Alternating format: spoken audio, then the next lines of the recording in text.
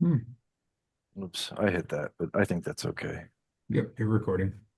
Did I start it or did I only hit the record button? Now you started it. Oh, okay. There's participants. Oh, excellent. Thank you. Well, now we know it's working. That's good. Hey, everybody. I think it's like 1 minute out, so we'll get started shortly. Thanks for joining us.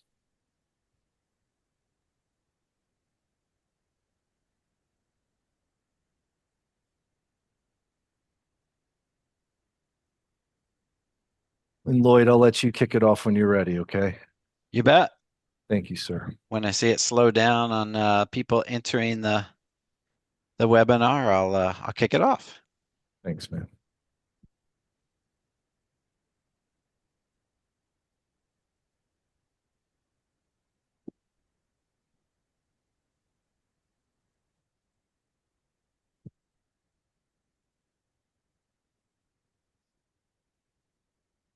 Brian, do you mind checking that we're recording? I'm pretty sure I hit the button. I don't know if you could see it. It Can I popped. only? I can. It Yeah, can? it Okay. popped up and said recording. Thank you.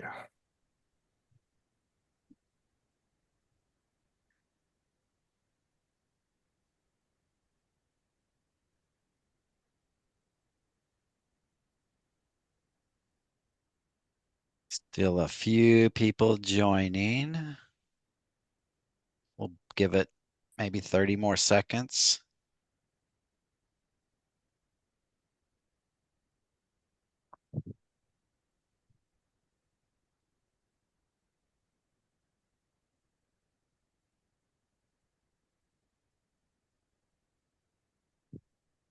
All right, let's go ahead and get started. Hello, everyone, and happy Wednesday. Thank you for joining us today. My name is Lloyd Haggard, and I'm Vice President of Business Development here at Toyon. We have three really smart and articulate people presenting today, and I get the privilege of introducing each of them to you. Fred Fisher, Executive Vice President, Ryan Sater, CFO, and Ron Wolf, Senior Director, are the content speakers today. Fred and Ryan have presented these IPPS and OPPS webinars previously and are backed by popular demand. Both of them will make this webinar actually fun and entertaining for you. So if this is your first time joining us, I hope you enjoy. Some of you might recognize Ron's name. He's new to the venue, but he's not new to healthcare. He's been with Toyon for about a year and has an incredible background. Before joining Toyon, he was with EY, Crow, and most recently one of the Max WPS. So we recruited him to today to share his knowledge and experience from his perspective. Our goal is to peel the onion and share with you the details we've learned as Toyon digests, analyzes, and models the estimated impacts of the federal fiscal year 27 IPPS proposed rule, and hopefully answer any questions that you might have. We encourage you to share your questions throughout the presentation, so no need to wait until the end, and we'll monitor the chat and try to respond as they come in. And with that, I'll turn it over to Fred. Thank you, Lloyd. And what a fantastic introduction, sir. Thank you. And you look very nice. Thank Like you you. said, your tie is a great color for matches the tee. And we have a And question already from Nancy Wu. oh well, let's go ahead. Let's get it started with a question. Well, thank you, Lloyd, and take a look at the question, and we'll certainly address things in real time. We want to make sure that we get back to everybody. Like anything else, the rule comes out, it's a couple thousand pages, and you go to CMS's press release, and you're like, oh, there's not a lot in here. And then you start reading, and you're like, whoa, especially if you do cost reports. And there's a few areas that surprised us. So we're glad we're talking today, just as a heads up to some of the things that CMS are looking at. And thank you, Lloyd, again for your introduction. Our intent is to certainly pull back the onion, make this as interesting as possible, but also inform you all as much as possible. And so, as you mentioned, Lloyd, this will be what we're going to post this on our website. We'll have the presentation available for download. there's a lot of content in here, and the idea isn't so that we go through everything with a fine-tooth comb. The idea is for you all to have a resource document, something that's you can go back and say to, if something you want to investigate further, hopefully there's enough here to at least get you started on those types of questions you might have. So we're going to start with the landscape, because how can we talk about the rates without understanding what else is going on in healthcare? So what we do, and you guys probably, everybody measures operating margins. There's different sources for it. There are different agencies that measure it. What we do when we look at operating margins is we pull them right from the cost report data, or HICRIS. And so what you're seeing here is a trend over the past 7 or so years of what the margin has looked like. And as you can see, it's been pretty darn hard to rebound after COVID. I mean, COVID was like 5 years ago. We're still talking about it. And we're still going to talk about it today, because a lot of the data we use is historical, which means that the data in the past was a little bumpy, and we're starting to stabilize, but that stabilization is different now. And it's not really aligned with some of the emerging pressures we have. And so I know that there's a lot of you here on the call that not only do cost reports, you're dealing with what's down the pike and trying to ascertain, what revenue looks like in the future. We had OBBBA sign into law last year, so we're going to have more uninsured. There's a direct connection with DISH and uncompensated care, but there's also a direct connection with your provider fee programs and the 1115s, and what that means for just how states are reimbursing. And it's stressful. It's a lot of things happen at once. Site neutrality is stressful. Dealing with the potential of those reduced rates from Medicare. You're already, a lot of folks are below the line. As you know, the market basket we'll talk about in a second is marginal. So the other thing that you'll see that we have pushed in the back here is like, let's comment to CMS. We always comment to CMS, right? And that we have a separate section of those comments, but it's like, hey, CMS, just so you know, we need some more money. You want us to do all these cool stuff? Like, yeah, sure. CJRX sounds great. Can we have some more resources, please? Because it takes a lot to reduce the overall experience and increase quality and those types of things. So just as we get into what Medicare is proposing, it's nice to remind ourselves, okay, well, so what's going on now?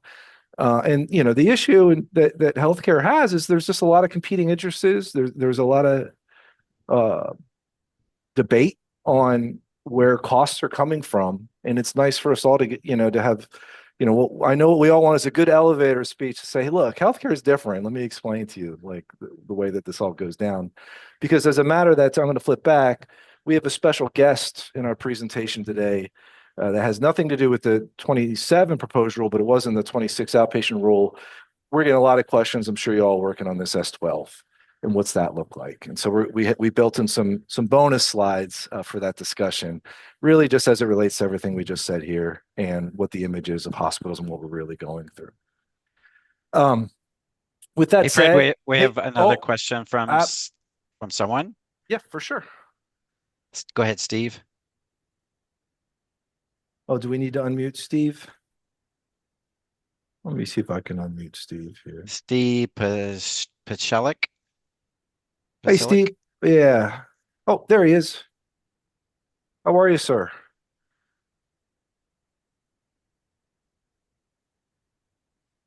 Okay. Hey, Lloyd. So we'll work on that, Steve. I can't hear you unless someone else can. And in the meantime, feel free to put your question in the chat. We'll definitely get to it.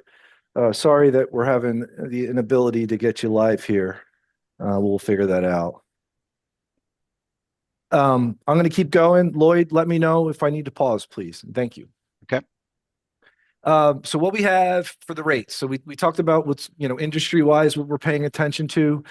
CMS is proposing rates. Overall, CMS says they're going to push in $2 billion into the system as a result of the rate increases.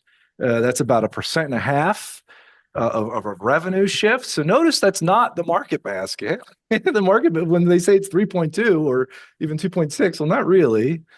What that, I believe that 1.5% represents is there, again, like every year, there's a Medicare dependent hospital low volume adjustment under the relaxed criteria, kind of sunsets, and with enacting regulations, it's kicked, it goes on again.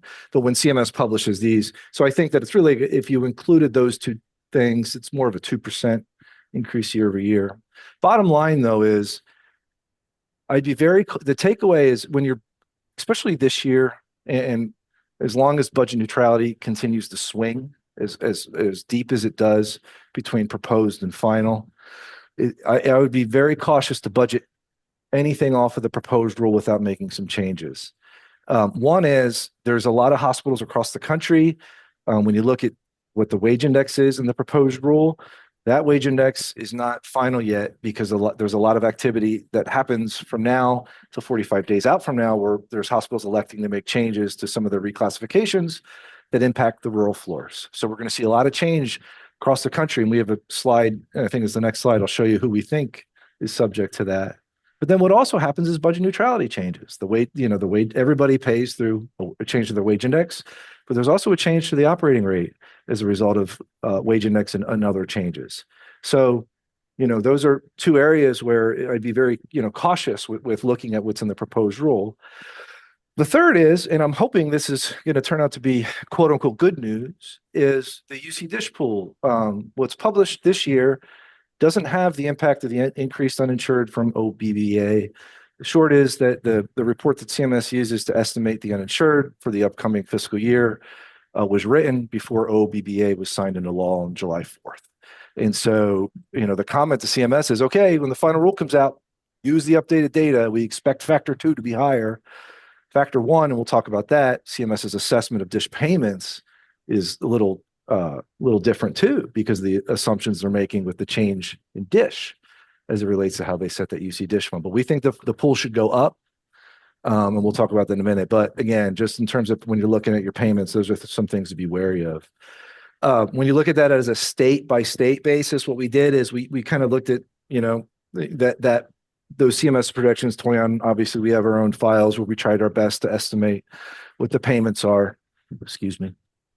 And so, like I said, we get 2% increase from 26, but that's because we're still assuming that Medicare dependent status is going to continue, as well as the relaxed criteria for the low volume adjustment. But you'll see here that anywhere you see a state that has these nice little superseded footnotes. It took me a minute to find this in PowerPoint. You could do this, so it's a right-click job. It sets it up there. It's real nice, keeps it nice and clean. You could see the states that we think are going to change because of the rural floor and wage indices changing. There are other states, like here I am in New Jersey. The wage index is going to change in New Jersey because the imputed rural floor is going to change. Not so much because the data in New Jersey is going to change, but because the way that New Jersey and all urban states receive their wage index is subject on all other states. When all other states change, meaning the amount of hospitals that receive the rural floor, that has a direct impact on New Jersey and DC, Rhode Island, and Puerto Rico. Okay. Back to the rates. We looked at this last year too. So what's interesting in 27 is the proposed rate. Again, see what's quoted is this 3.2, the ACA productivity adjustment nets this 2.4, and that's what's quoted when you read the press release. But then there are budget neutrality changes, and coincidentally, look at 26 proposes, same thing, same numbers exactly. 25 is a little closer, but look what happened in 26 and in 25. It went down, right? The rates were proposed last year, 3.1, same as this year. But ultimately, if you look at table 1A from the prior year to the current year, you'll see an increase of 1.94% in 26. And we expect it to be similar for 27. So again, going back to when you're looking at budgets and ascertaining what future payments are looking like, it's important to kind of put this lens on. Fred, did you have to make sure there wasn't a typo there, in 26 versus 27? Wait a minute. I looked at it a few times, Ryan. It's the kind of stuff that keeps you up late, man. Yeah, I know. Thank you, sir. And without geeking out too much, the question is, well, why? Why is this happening? Well, if you're ever curious how the rates are set, they start with the operating rate, and really it's the labor and non-labor share. I just combine the two for purposes of condensing the slide as much as possible. But they start with the labor and non-labor share, but they strip out all the prior year budget neutrality factors. So what this is last year's rate, but no budget neutrality, and then they update this year's budget neutrality. And you'll see the deepest cut is this reclass budget neutrality factor. Again, last year was 0.977, proposed, I should say, but finalized at 0.9568. This year it's about the same. So we think it's going to go down to about where it was last year, which will impact the base rate. And again, one of the things that's a little bit misleading is, CMS, and if you're around years ago, there was a big court case on budget neutrality. There was an error in the wage index budget neutrality factor. So CMS said, okay, well, from now on, we're going to be transparent. We're going to show you what that budget neutrality factor is. Well, that's the case here, but it's still kind of muddied in the operating rate. Where it's stripped out, again, it's like the number that's proposed in 27 is really close to what was proposed in 26. So we think, it's to be determined, but even when you're looking at your wage index factor, it's going to have a decrease depending on what else is happening in your market.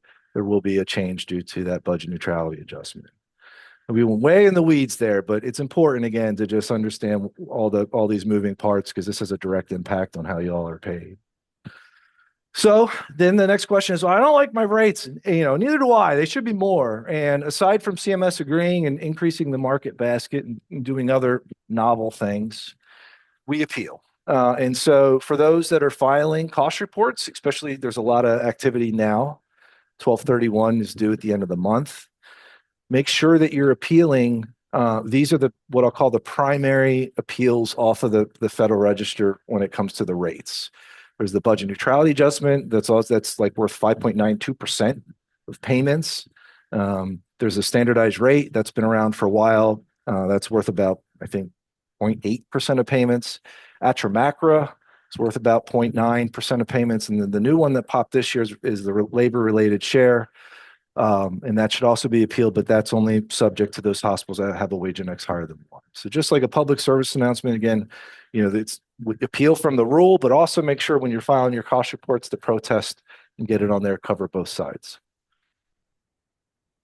Okay, so I did a lot of talking, but now I get to kick it over to my friend Ryan Sater, who gets to talk about the worm we're calling this year, the wage index worm. Ryan, go ahead. It is a little bit of a worm when you look at the slide here, right? If you think about the actual, the dance move, which I cannot pull off, but no, thank you, sir. Yeah, you get to hear from me for a few slides here. I guess first thing I'll say about wage indexes, I know it's everybody's favorite topic, but in the proposed rule itself, speaking of that, it's fairly light in terms of, new changes or anything like that, right? It's a fairly slow news reel, if you will, when it comes to the proposed rule. But what we want to highlight here, specifically with the worm, is, and we've talked about this over the course of the last couple of years. If you look at 2027, what's the proposed average hourly wage increase, and Fred's Vanna White nicely highlighting the 1.6% increase. That's the lowest year-over-year increase in the national average hourly wage I think I've ever seen. And it makes sense, right? Because you go back a couple of years, we saw 9.2%, a 5.4%, and this all relates to COVID, right? After post-COVID, we had a lot of changes in our nursing staffs, and the labor rates went cuckoo, for lack of a better word. And so we're starting to see that slow down. And in fact, we see a lot of decreases in the average hourly wage across the country, which you normally don't see, right? And so the bottom line there is, you only need to be increasing more than 1.6% of the national average to keep up, so to speak, with your wage index. However, as Fred alluded to, a lot of this is sort of moot depending on the rural floor in your respective states. But it's just an interesting trend to kind of see how the average hourly wage growth has slowed down. And I expect it'll kind of normalize back to the 2-3% over the course of the next couple of years. But for now, interesting, like I said, to see it at 1.6%. Thanks, Ryan. And just quick color for me is we did look. I was curious because and just so everybody knows, this 5880, what's in the proposed rule is 5882. This is the final. There's a wage index data comes out after the proposed rule, the final public use file. So that's what that is.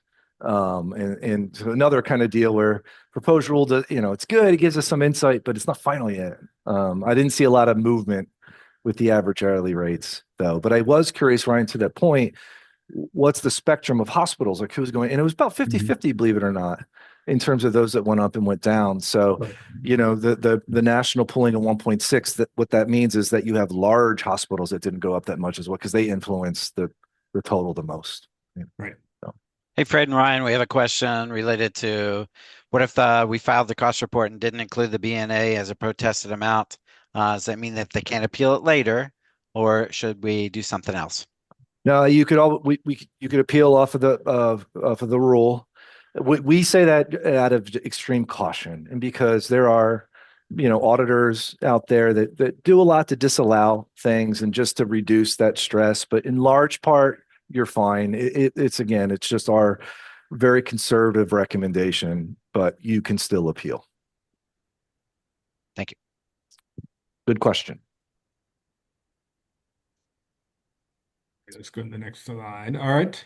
So this slide, Fred had mentioned it before. We wanted to kind of highlight, what we anticipate seeing in the final rule. So I guess I'll point to the first sort of columns there. The 412-103 rural hospitals, right? Just a reminder, these are what we call the rural two steps, as we call them, the urban hospitals that have redesignated into rural. And you can kind of see that the increase from 821 in 2026 to 2027. Now we're at 891. That number just continues to go up. But the important figure is those that are dual reclassified, because without getting into the geeky details of how the wage index and rural floors are calculated, the dual reclassified hospitals is what what we anticipate seeing change when the final rule is issued, right? Because what hospitals are doing now is they're looking at their respective rural floors and saying, well, if I pull out of my reclass and get included into my statewide rural calculation, what does that do? So we're going to see a lot of activity, or a lot of activity, I should say, is happening now, and we'll see the results of that when the final rule is issued. So in that middle section, you see the number of duly reclassified hospitals in 26 goes from 740 to 693. Now we've got 837. I expect that number to go down, right? So the TBD that we have there is expect that decrease. Conversely, what does that mean? Well, in the columns to the right, we're going to see an increase in those hospitals receiving the rural wage index as a result of that activity, right? So proposed last year, 1,500-ish, final 2,200. Interesting to me that there's already 1,800 in the proposed.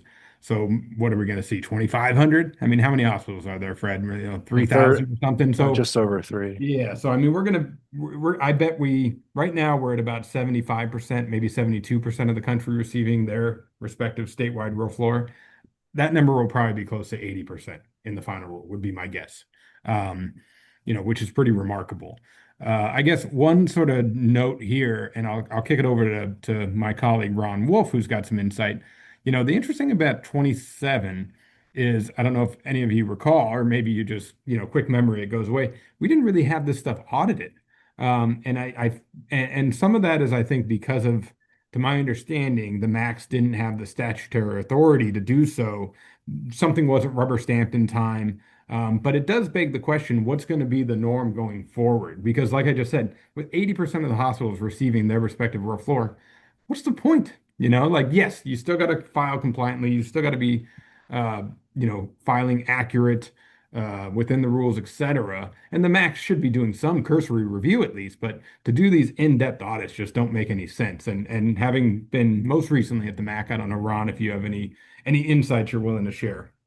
Yeah, thanks, Ryan. Yeah, I would just say that, not asking a lot of audit questions or having much in the way of audit activity last year wasn't by accident. I know at the beginning of the calendar year here after the election, Doge was getting a lot of the headlines. So Right. as part of that effort, they reached out, to all the departments and agencies and asked the contractors to, identify potentially, activities or scopes of work that aren't value add. And by value add, we just mean from the program's perspective, reimbursement savings through audit activity. And so with this exercise being kind of a zero-sum game, budget neutral, I think it was easy to identify. But then once we got these results from last year, I don't think it's an accident. You think about, like you mentioned, a lot of activity and resources poured into reviewing this data. And at the end of the day, it's not really moving the meter much. And so I would anticipate in the coming year, similar experience for providers relative to wage index audit activity. Yeah, thanks, Ron. And it should be noted this year too, with the 2025 occupational mix survey, another public service announcement. I suppose that's due next month. It'll be interesting to see how much activity the Macs play in regards to that review as well. I mean, historically, that hasn't, at least from my um, purview, has not had a whole lot of audit activity. But it'll be interesting to see as that gets laid into the 2028 data. So. Thanks, guys. And I want to add one other layer to this too. And this is, who knew we were going to spend 10 minutes on this slide, but it's okay. Because the other layer, because we're going to talk about Dish in a minute. But we're identifying here, well, gee, there are a lot of, and if you were to rewind, back to 2023 data, the number of Section 412.103 hospitals was like less than 400 or about. And the reason I bring that up, it's not just wage index that's happening. We talked about earlier, there's reductions to Medicaid that are either happening now. We know that there's states that have a disallowance to their 1115 waiver days that is up in the air, so decreasing Medicaid days, decreasing empirical dish. We also have OBBBA that, depending on if you're an expansion state or not, there are different degrees of impact it's going to have on hospitals. Ultimately, what that means, though, is lower dish. Lower dish means, what's going to go on with my 340B? And how do hospitals get their 340B back as urbans if they want to retain those dollars? Well, you have to look at getting rural and rural referral center status. And so that's just another kind of peripheral effect. It's kind of all tied in together. Why are we seeing all this movement? Well, wage index is certainly one, but there are other angles. And to be honest, a lot of if you go back and rewind the tape too, this has been going on for years, but not so much from a wage index perspective, from the 30% increase to the IME. And for the 340B purpose. And so we're just going to continue to see that as providers evaluate how their systems are set up and whether or not they're teaching. There's a lot of different other factors that go into this, but absolutely wage index is a big component. So we're ready to move. Are we ready to move off of this slide after 10 minutes? I think so. We could go on, but that's okay. All right, we have a quick question. Sure. Yeah. Are S10 audits value added? Ron, do you know the answer to that one? Well, in their minds, at least in the near term, they are. So I would say, yes, they've devoted and budgeted a lot of resources for that. It's not as mature as the wage index audit process, but great question. And if this kind of approach to the department and the agencies continues, that would probably be one to maybe think about also for potential cuts. Yeah, and what I'd say to that too is we actually have some comments in here because we recognize that the scope of the audit is going above and beyond what they need to verify to prove that something was written off. So I think that's a good comment for CMS. Like, slow down with how far you're digging here, guys. It's getting a little nuts. Go ahead, Ryan, if you want to continue. This is we have a couple more wage index slides, and go ahead. These are just reminders, important deadlines coming up next Tuesday, the day after Memorial Day. And this goes to the activity I was talking about hospitals terminating or withdrawing from their MUCRB reclasses. That's due Tuesday. Or if you're a Luger hospital, same thing. You want to acknowledge that you want to keep it or cancel it. So that's the most upcoming deadline. May 29th is if you had disputes relating to the final PUF data that Fred alluded to. Probably not at this point, but if you do, you got to get to your MAC. Let's see what else we got. A week later, Tuesday the 2nd, these are canceling rural. Won't see that very often, but if you do intend to cancel your rural status, you have to do it 120 days prior to the start of the next federal year. Let's see what else we got. 4102, 103 status, if you're trying to get it in for the wage index for 27, that's the following week. So we got a week by week deadline here with wage index related activity. June 30th is the OCC mix. And then I don't know that it's actually been released yet, but the 2028 deadline for revisions and all that for wage index will be right around, if not September 1st, which is a Tuesday. So Ryan, they're all Tuesdays except for one. how about that? Look Yeah. at that. Huh. All right. Go figure. Tuesday will never be the same. No. Okay. So here's the quote unquote juicy stuff, if you will, with wage index. Not too exciting, but a couple just sort of tidbits that were in the rule. We're not going to go into detail here, but these are here in case you have specific scenarios that you want to address. Ferry routes. So interestingly enough, ferry routes, for MGCRB reclassifications it was never codified. It was always kind of a gray area that you can use a ferry to get from one CBSA to the next. There's a joke in there somewhere, but I'm not prepared for it. But that they're proposing to codify it essentially. So good news for anybody that's using a ferry route for MGCRB reclasses. 3-year average hourly wage criteria. They are also just confirming there's been some discussion, if you will, about potentially using 1 year, but CMS is very adamant about, hey, the requirement is 3 years.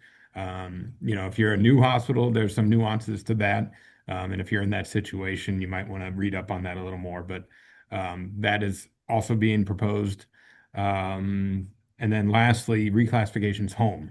I know that sounds bizarre, but if you're a 412-103, a lot of hospitals don't have means or aren't able to go to another CBSA, so they want to go home to their quote unquote urban. And it's kind of a wonky deal. But essentially what CMS is proposing, like, hey, we're just going to make this so that it's almost like an automatic. And they're kind of waiving a certain rule around going home. Pretty much everybody you can always go back home, right? You should always be able to go home, shouldn't you? Yeah, you should. And Ryan, there is a mistake on this slide. This is a tugboat, not a ferry boat. Just so you know. Maybe the tugboat pulls the ferry. I don't know. You could put the cars on there, but that's all that was on the PowerPoint option. Close enough. Good work. I'll take this one, Ryan, if you don't mind, only because I discovered it. So one of the things, and who knows, obviously you hear a theme here that the wage index is different now, right? And CMS even comments on it in the rule. I was reading a part about some of this 412.103 stuff. And, casually they say, well, we don't like what's going on, understood. Right. So I don't know if there's a tie here, but it's interesting. So we wanted to bring it to everyone's attention. Ties into something that happened years ago. If you're around circa 2008, Acumen did a study that said, well, what if we moved away from using Medicare cost reports and instead we used BLS data? And, what if we moved away from CBSAs and we kind of, they rearranged counties a little bit differently to determine how hospitals would group together. And then what if we just collect like this occupational, like, the types of employees at the hospital, get some average weights of who works there and apply those against the BLS data. So it's not in the IPPS proposed rule, but it is the SNF, psych, and rehab. And you'll probably see it in some of the other rules that come out later this year. They are proposing to adopt that same method for ESR, or I'm sorry, let me back up. They're proposing for comments on it. They haven't proposed to do it yet. It's almost like an RFI. What do you think if we were to do this? Now, the difference between these providers and IPPS, though, these providers don't get the rural Florida. They don't do geographic reclassifications. They don't even have an occupational mix adjustment. So that's why I don't know if there's a tie, but it's important for us to flag because a lot of times when CMS is issuing change, they start with some of the other provider types before it hits the hospitals. And to that effect, this ESRD adopted this in 25. So if you have an ESRD provider, that's the wage index, is subject to this alternative method. So just something we flagged. This one goes deep. If you want to get into it, it goes way deep. But wanted to put on everybody's radar. With that, we're going to keep moving to DISH and uncompensated care. And I think we had a good discussion early on about this. We don't need to spend overly too much time, but right now the pool is almost flat to what it was last year. Yeah, last year did it go up? Yeah, it went up over 30% last year. Great. But a lot of that was due to the expiration of the ACA tax premium credits. So this year we need CMS. Okay, well, there's more people projected to be uninsured from OBBBA. So we're looking for CMS to acknowledge that, which they haven't yet. So what we've identified here, and again, this is a geeky slide, but we're highlighting some things. Also, in the back of this presentation, towards the end, there's comments. So that's kind of how it's organized. The comments aren't in this section. Comments are all together in the back. So we're helping. If you guys want to take some comments, copy and paste them in your letters, feel free. The deal is there's two things happening with the UC Dish pool that are problematic this year. One, and I wish I drew an arrow. I'm sorry I didn't. But if you can see, this is last year. And let me explain the way that this worked real quick. When CMS determines how much uncompensated care funding is available to hospitals, they start with, well, what if we didn't change anything at all? What if Dish was empirical like it's always been? Okay. So they pull cost reports. Those cost reports they pulled last year were from 2022. The cost reports they pulled this year were for 2023. So those are the base year cost reports. And before CMS saying, well, we would have paid $13 billion in Dish, they go, oh, no, that's not true. We have to update it for present value. What's changed since 22 or what's changed since 23? So you have your update factor. That's a market basket. You have a discharge factor that accounts for changes in Medicare discharges. The issue there is if there is a migration to managed care, though, you feel it there, right? So we're not seeing that, at least in this analysis. Case mix is another. The problem, and the name is a problem, is the other factor. Huh? Right? And if you read about it, it's very conceptual. Oh, yeah, go read this report. It's 500 pages. But there's no, you know what we like? Give us a grid. Give me A, B, C, D. Let me follow. How'd you get this number? Because what's driving us nuts is, and I think we're going to speculate in a second. If you look, let's pick one number in 26. 26, the other factor was like 1.00271. It was even. This year, that factor is 0.9. It's the same year of data.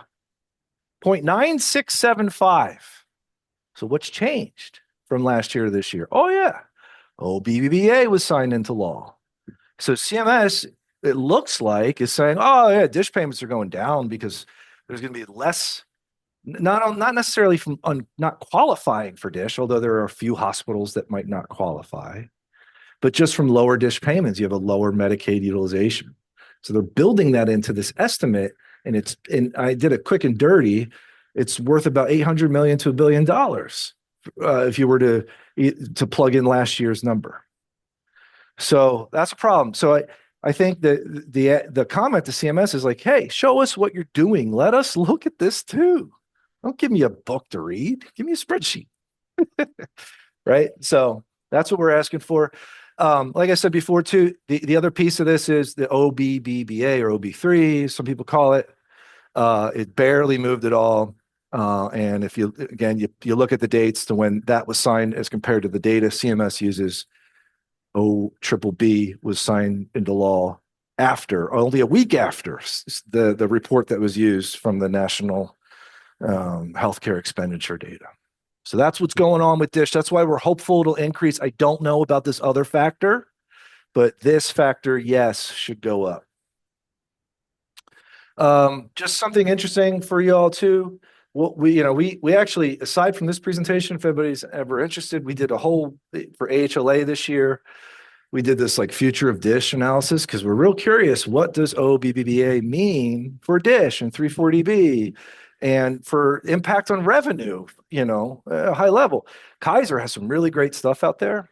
In fact, they have it by state. So we kind of took that data and whittled it down to some hospital specific estimates. So as part of that, though, we went backwards. And what this shows, this nice orange line, this is the uninsured rate. So right now, CMS is saying for 27 that 9.1% of the population is projected to be uninsured. Again, I think that should be more like 10% if they were to account for the CBO scored OBBA through 2034. When you account for that number, or at least in our estimates, is closer to 10%. The other takeaway from this, check this out. Dish payments haven't changed since 2014. Look at that, 12 billion. This is a combination of empirical, this blue, light blue, and the darker section is the UC dish. The total has not really changed. I just find that interesting. Maybe that's the intent. The intent was obviously to have the ACA pick up a lot of this, but the pool itself. And the other takeaway is too, when you look at the pre-ACA numbers, this 17% is a little misleading because they changed the way that they measured the uninsured in the early years. When you start to account what OBBA is projected to do, you're not too far off to where we started at before the ACA. And it's like, okay, so what are we doing here, guys? So we'll see if we get to that point in one of these years here. At this point, like Ryan had mentioned, wage index UC dish is the same. At this point, mishandling, you have until June 9th, which I'm going to presume is a Tuesday. I don't know that for a fact, but you have until June 9th to notify. So check those tables, make sure your data is right, okay, before it's used for the final rule. Other heads up on, just again, we like to talk about the landscape, what's going on in healthcare. We talked about, there's going to be 16 more million uninsured. That's a projection. So that's going to impact future UC dish. We also have now, don't forget about S10 Part 2, the return of charity care. It's out there. It's out there for 2 years. So we've done some modeling if you want to see what it looks like. In fact, one takeaway, it hasn't been audited yet. But the second is maybe CMS will start looking at this stuff. And if they did, who are the hospitals? What's the impact? Well, unfortunately, it's really the safety net hospitals that lose because those are the hospitals that also treat the highest degrees of uncompensated care for those post-acute service lines, SNF and rehab, et cetera.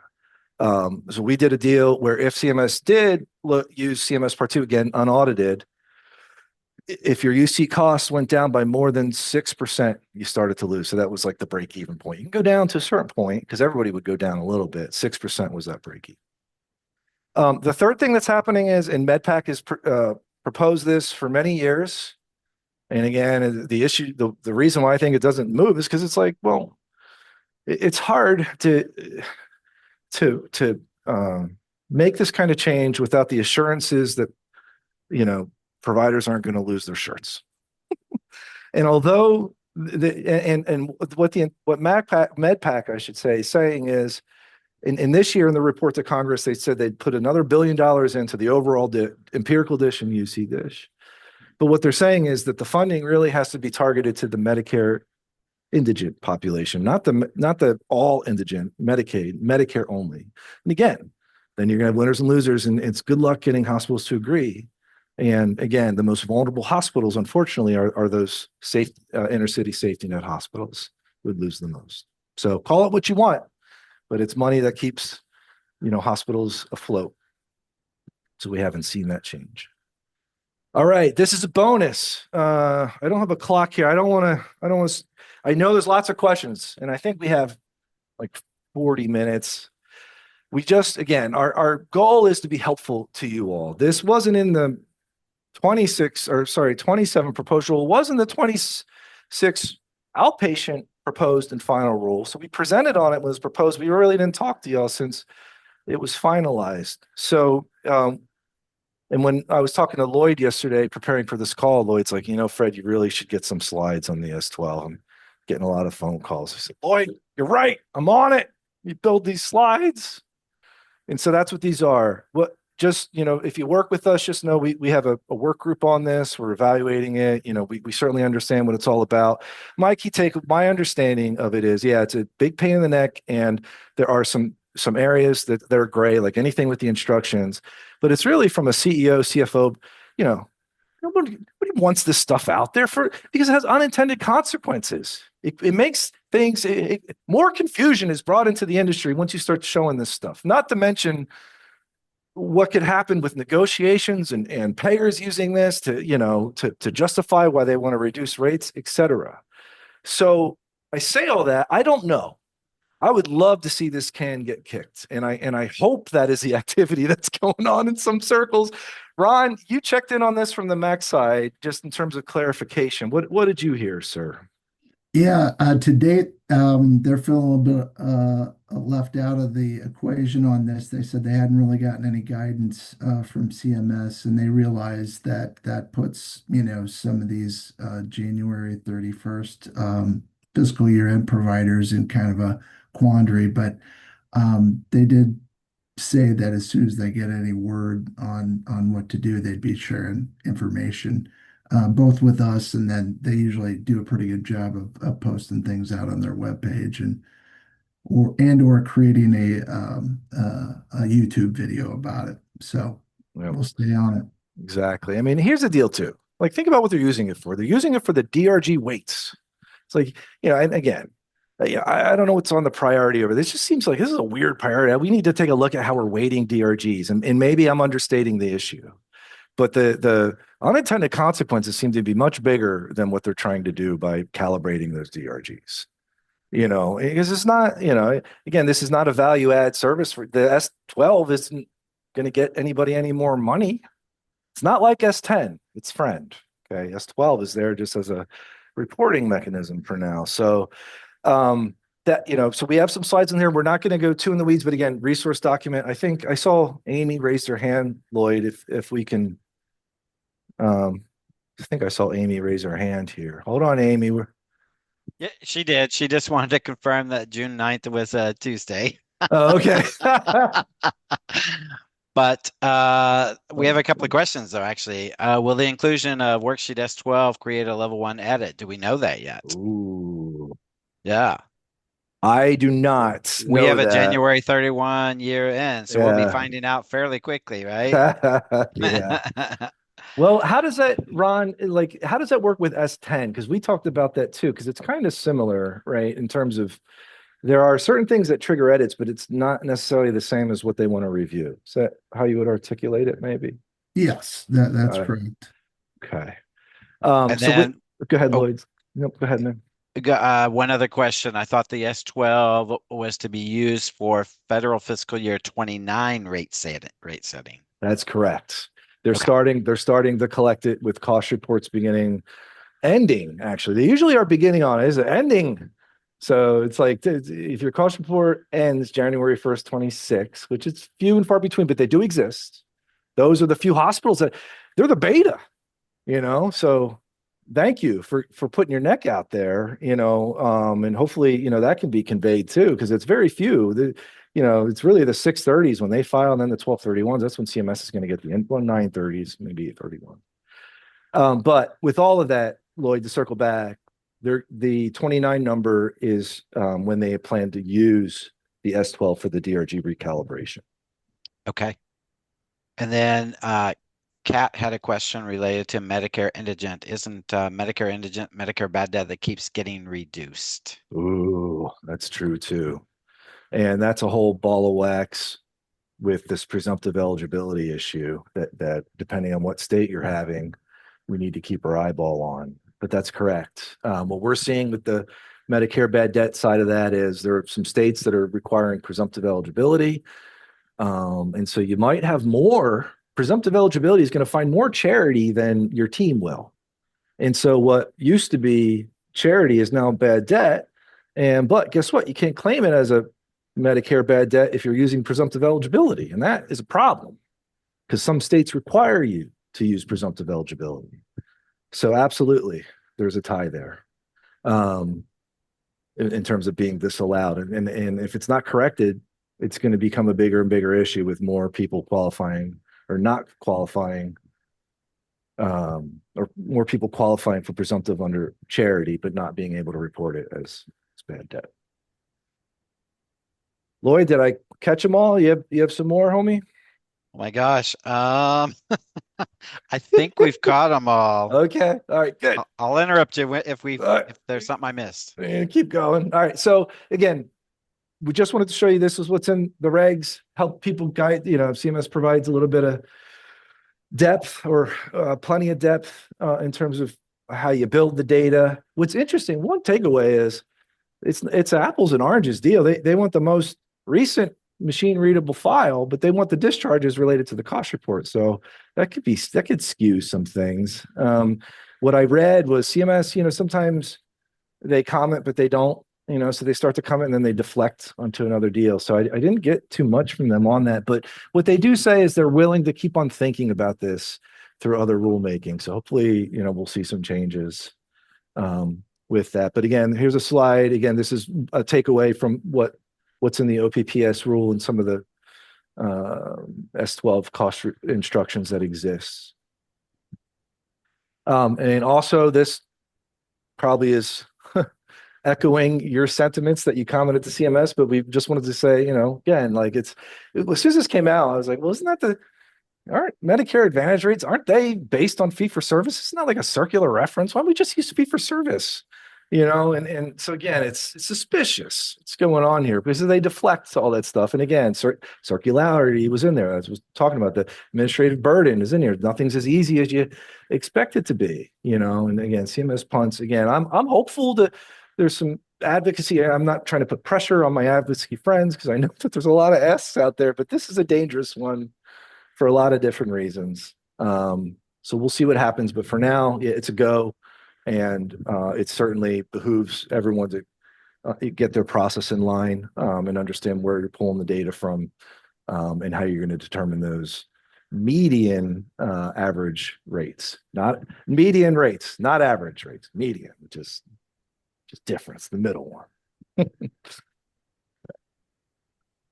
GME. Okay, so the one thing, and this is pretty big news. This was proposed in 2025. Not finalized because there was still some work to do. So effectively, CMS proposing the same thing again, just with a couple of tweaks. But they do this 90% test. So, and this is under the microscope or being clarified and worked out because there are a lot, back to the slide of the growing section 412.130 providers that are rural. There are providers that are growing their education programs. And the question becomes, well, what does it mean to be new? And so what CMS has done here is they've delineated that. What they fixed is they're not going to test faculty or program director in terms of being quote unquote new. It's the residents that they're testing by number of residents, not like an FTE count.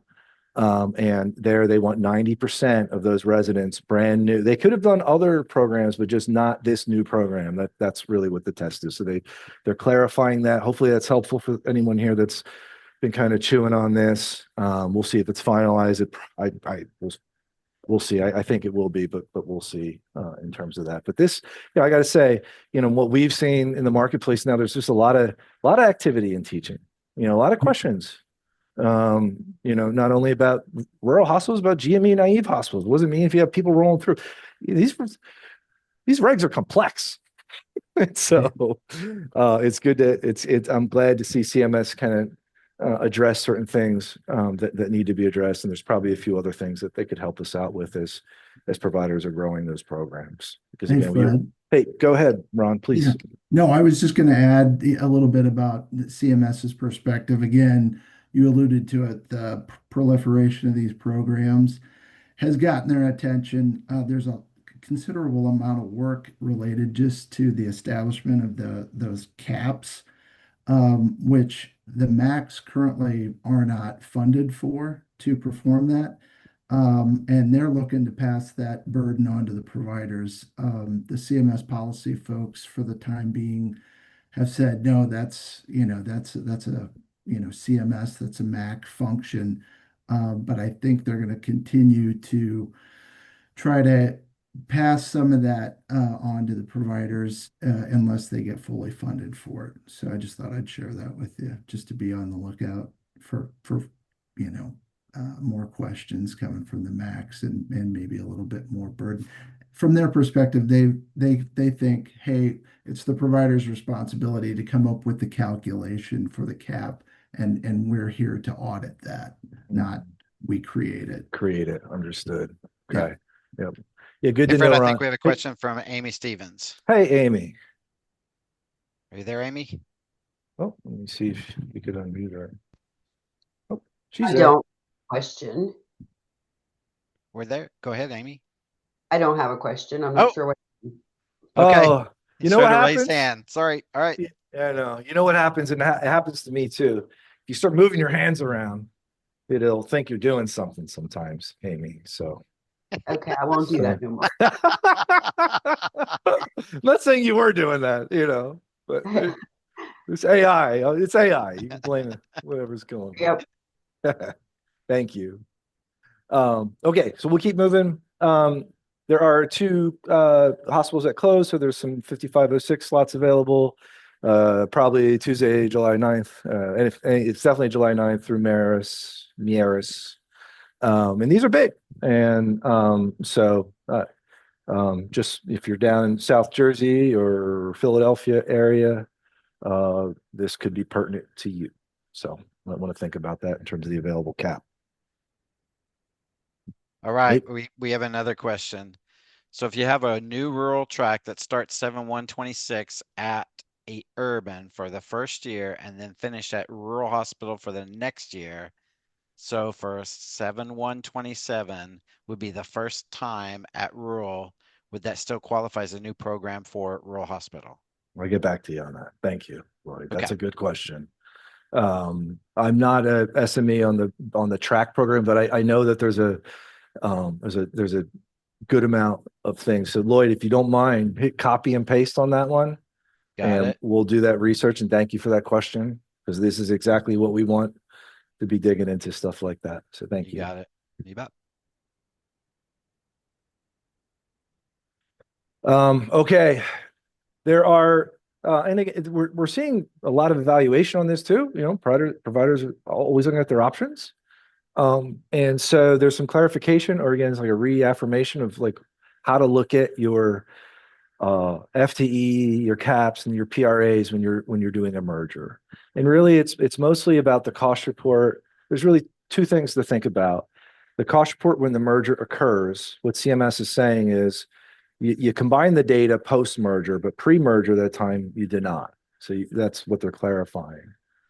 They're also clarifying that as you move forward in the subsequent years, because you know that the 3-year average, the teaching calculations are based on 3-year averages, that you need to use 2 simulated prior year averages that reflect the merger, because the merger wasn't in effect those 2 prior years. So you have to tweak the data in order to get it right. And so there's many pages in the rule on this. So I hope we summarized it well, but that's the crux of that issue.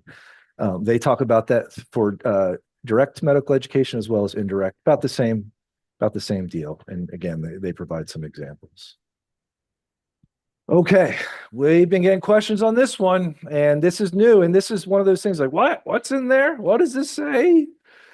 The way that we're talking about, this is discussed in the rule really in 2 separate places, but it's a common theme. The theme is fragmentation or subscripting of A&G purchase services and supplies for 2 different reasons. And that's what's broken out here. One, they keep on banging the drum on this allied health stuff, and they want to look at pretty much only including those costs that benefit the allied health programs, not any costs that do not benefit. And so the issue is, and we included this as a comment to help you all with, well, give us some more guidance other than this benefiting and this if. We're going to need some concrete stuff here, because there's going to be a lot of different things. There's probably some arguments that all costs benefit these programs directly and indirectly. But CMS only wants to account for some of them.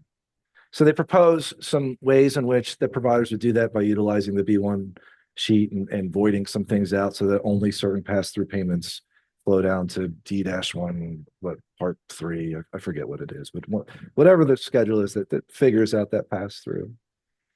So that's allied health. Secondarily, they talk overall about purchase services and supplies, and they really focus on organ acquisition for purchasing organs as well as CAR T. And what they're saying is that it's an overhead expense and it's not really a pass-through cost. So they're effectively eliminating those pass-through costs and allowing the overhead to flow through. So there's a lot of discussion on this, but certainly, as anybody that provides organ acquisition services would want to look at this pretty deeply and understand what this means. But you also want to understand what does this mean for other cost-based services? If you're a critical access hospital and you're passing through different, because it's not really limited to only Oregon. They just talk about Oregon in the rule. So wanted to highlight that because this was brought to our attention by a couple different clients and associations, and certainly would have an impact on reimbursement. We have a raised hand, and we also have a question in the chat. What about non-reimbursable and getting an overhead allocation? I didn't see that piece discussed, but we could look into that. Okay. And then Camille Dodson. Let's see if we can allow to talk. Camille, are you, oh, let me unmute. Camille, are you there? Yes, no question. Thank you. Oh, nice to talk to you. False. Thank you. That's good. Thank you. Okay.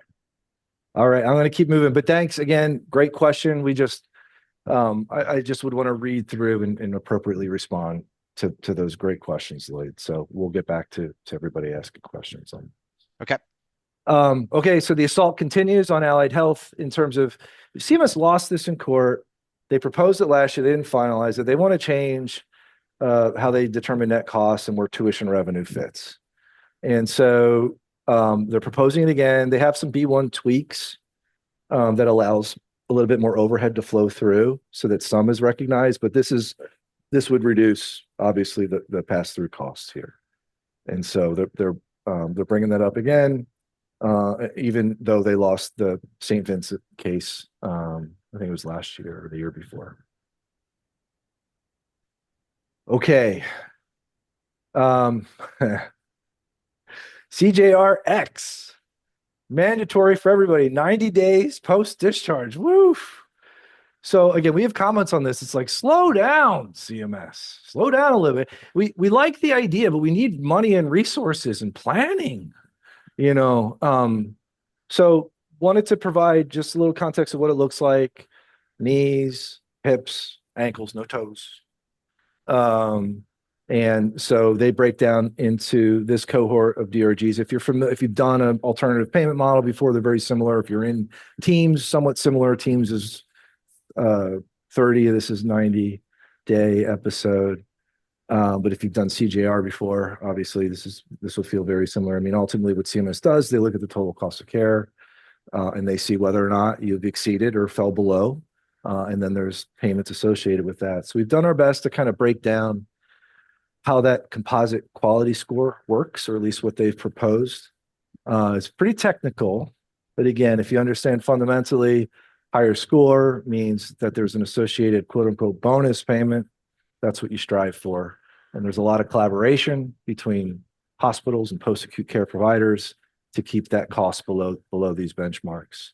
So we'll see if it ultimately gets finalized. Again, this is, this requires a lot of energy and resources and thought, teamwork. It's not a bad idea, and it's good for the patient population for sure. But again, going back to the first slide, like, let hospitals keep their resources and their revenue. We could do things like this. If you keep stripping it away, programs like this become really hard to execute. So I think that's the comment to CMS. There are some updates to the team model. Not going to go into too many details, but again, if you're in team, just wanted to give you all a slide on some of the things that they're proposing to do for team this year. And then these final slides here, I'm not going to spend too much time on, but these are, we call these payment adjustments because, the rates are complicated enough. Then you have readmissions, value-based purchasing, HAC, the list goes on, but we wanted this to be a comprehensive presentation for you all. So we have a list in Addendum C if you're curious about the DRGs that have gone up by more than 10%. Again, if you kind of trying to understand your business and want to see where some of the revenue could come from, you might be curious to see those DRGs. Same with the 50 that are held harmless at 10% decrease. 50 is the largest I've seen. Last year, I think it was like 30. So I was surprised to see so many went down to that 10%. We've talked about this in the beginning. Just these are some more of the dynamics about how this all works. Some dates to pay attention to for low volume. September 1st is the date to request for the rest of, or for the beginning, I should say, of federal year 27.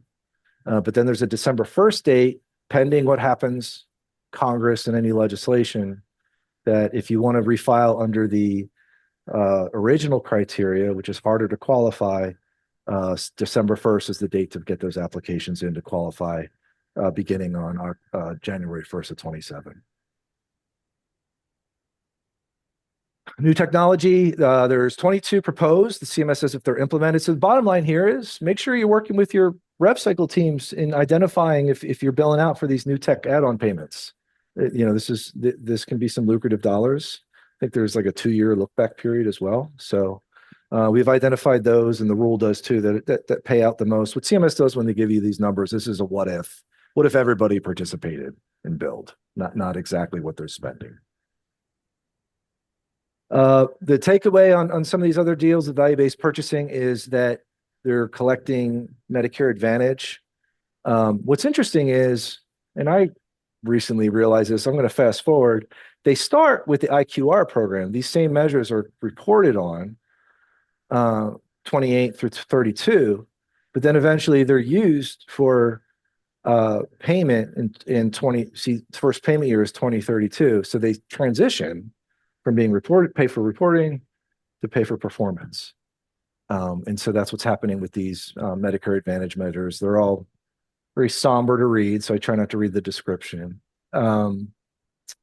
Readmissions, there's a new sepsis, so that would take the 7 and make it 8 if they adopt the readmission, and that would impact 29. We went through this quality reporting. That was the major takeaway. If you know what electronic referral loop is, they're making some change. The takeaway on this slide too is, if you remember last year, there was unleashing deregulation in healthcare. Remember that? It was like a bold statement when the proposed rule came out.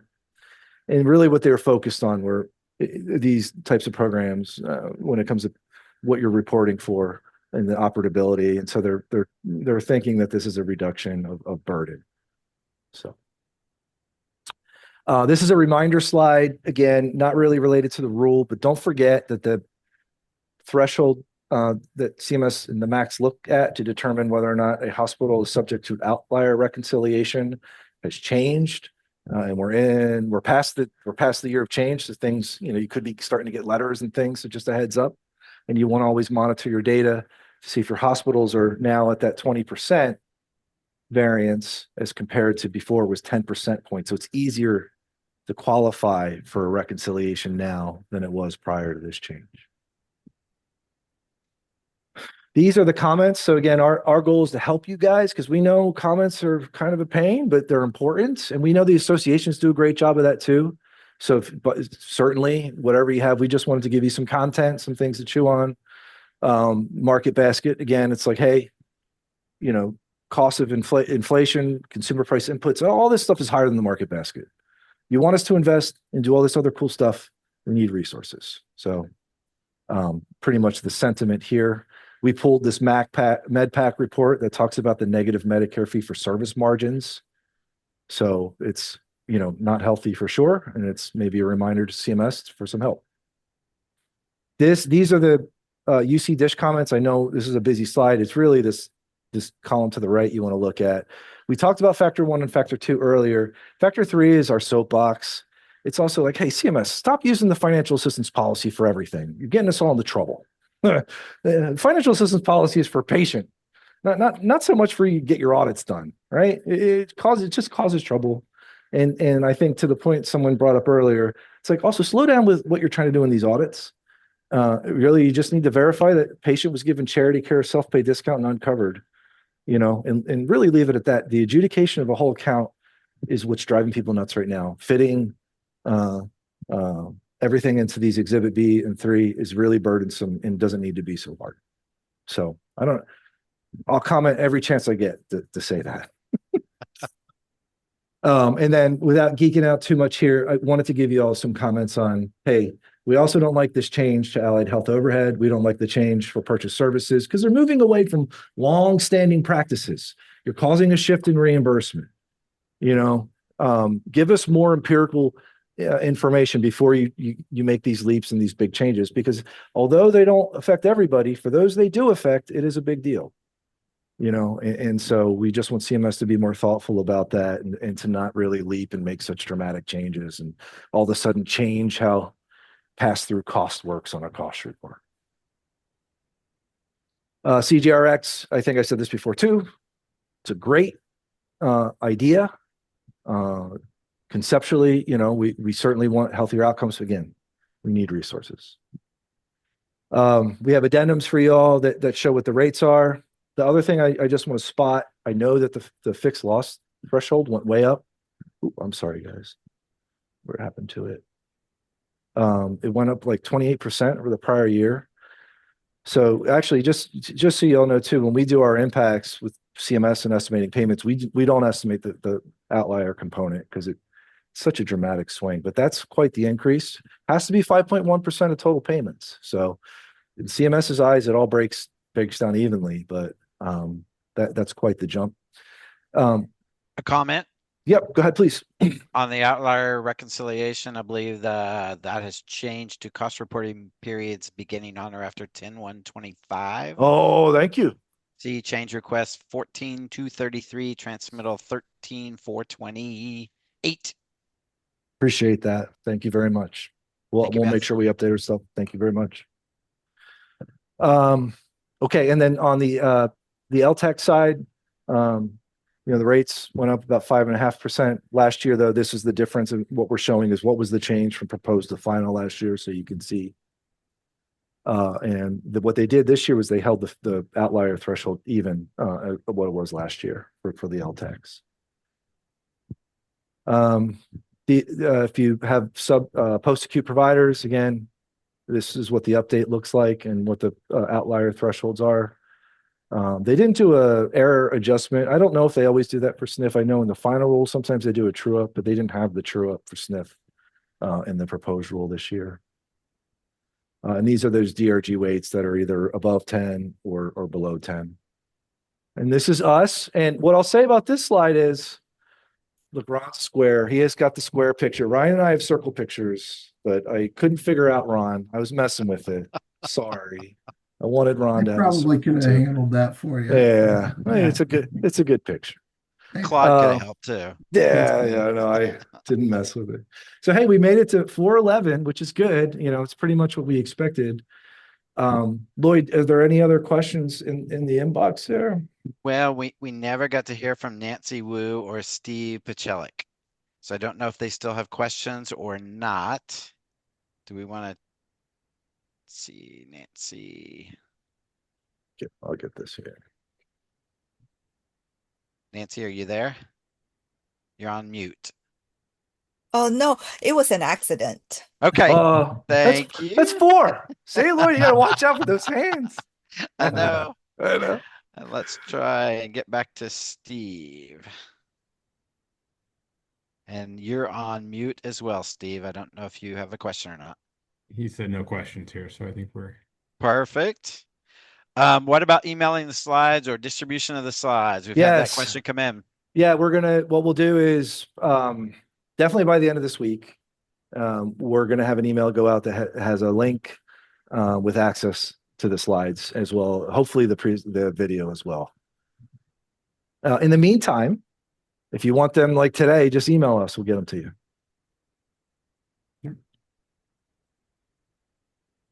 Appreciate you guys. Yeah, go ahead, Ron. Still have a couple minutes. Just a couple things I wanted to remind everybody. I know there's been a lot of frustration out there over those S10 audits and the exhibits that are required with the cost report filings versus what they're asking for an audit. The MACs and CMS are working on some revisions to both the cost report instructions and those exhibits because they realized the audit program actually requires the transaction codes. So those are in the works and they'll be coming out at some point in the future. Just want to let Interesting. That's great, Ron. And yeah, we wrote them a few letters too. Maybe they have. It'd be nice if they're reading them. That's right. Anything else? I'll just say, Fred, you and I look better with our ties than those two guys do. Yeah, that's right. And So- Ryan wore his pin. Yeah. Well, I wore mine too. I just want to make sure my tie and shirt still worked and fits. Oh, you're a handsome fellow, Lloyd. You look good. Thank you. All right. Hey, You well, too. yeah, thank you, sir. Appreciate you all. Reach out to us anytime. Hopefully this was helpful. Oh. We do have one question. Oh. Sorry. Yep. Random question, but do you know if the MAC for TRICARE East changed from WPS to PGBA? Ron, do you know the answer to that? I do believe that is the case because I know we were coming to the end on that contract. I'm not positive about the timing, but send me an email and I can find out for sure for And you. that was from somebody anonymous. So if you do want to have the answer, please Yeah. email Ron. Yes.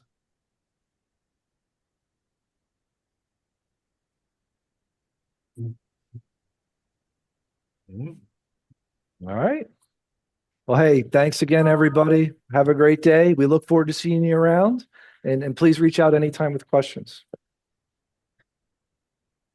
Thank you. Yeah, Thanks, Lloyd. Thanks, everybody. You got it. Fred. Thank All you. right. Take Bye. care, everybody. Bye-bye.